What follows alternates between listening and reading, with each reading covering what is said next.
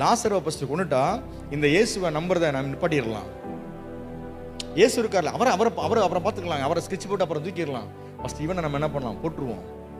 சில நேரங்களில் நம்ம வாழ்க்கையில் நம்மளை தொட்டுட்டா இயேசுக்கிட்ட நம்ம குடும்பத்தில் யார் வர முடியாதுங்கிறது பிசாசுடைய மிகப்பெரிய ஒரு தந்திரம். நமக்கே தெரியாது. நம்மளை டைவர்ட் பண்ணிட்டா, நம்மளை கீழே தள்ளிட்டா, நம்ம வாழ்க்கையில் நம்முடைய மனக்கண்களை குருடாக்கிட்டா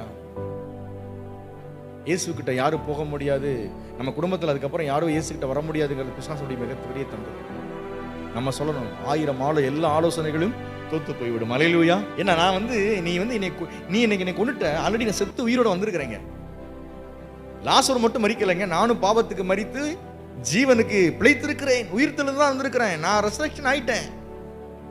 பாவத்துல மரிச்சேன், நீதிக்கு பிழைச்சு நிற்கிறேன். நீ என்னை மீண்டும் சாகடிக்கணும் அவசியமே இல்லை. நீ என்னத்தை சாகடிப்ப? என் சரீரத்தை சாகடிப்ப.